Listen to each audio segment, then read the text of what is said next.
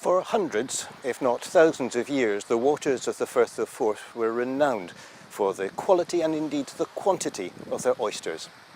But towards the end of the 19th century, that industry ended. Partly, it's thought, because of a combination of overfishing and industrial pollution. It was also thought that the songs that the fishermen sang, as they said, to charm the oysters out of the water, had also been lost.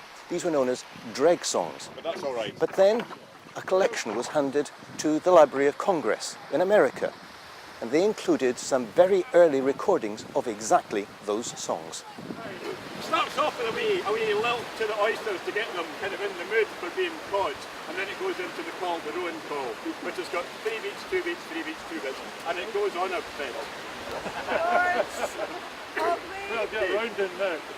You hear your morning song, morning song, and instead you ever waken wrong, waken wrong, and instead you ever waken late. Said the caller heron to the skate, I said the heron high unto the ling.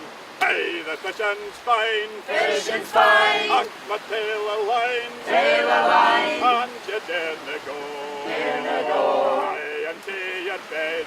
Well, the Dreg songs are special for a whole series of reasons, actually. One is that it has to do with this tradition that goes all the way back to David Hurd's manuscript, where he says the oysters are a gentle kin, they will not talk unless you sing. There's a tradition that singing charms the oysters into the net. And so the singing had a almost magical quality or purpose in charming the oysters into the net. She's a bonny lass, she's a dear of mine, dear of mine. And go dress her up, in the silks of fine, silks of fine. What I've tried to do is provide to the rowing clubs an understanding of the structure, an idea of how the songs are put together, but I really am hoping that what they'll do is put them together in their own way. If the songs were improvised traditionally, one would imagine that they might have included improvisation about people or places or events of the day, and I'm hoping that that would be part of the tradition or the ongoing tradition or revived tradition or whatever, that improvisation would be personal and direct. Who knows?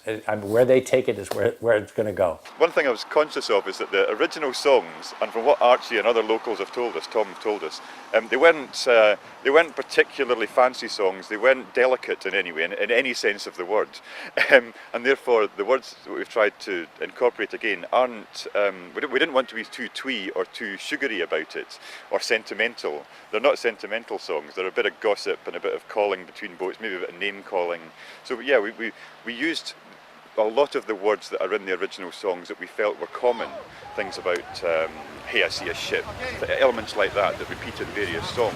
I'll drink a clown, I'll drink a bucky, and I'll know me wine. Heave-a-ho, and away we go.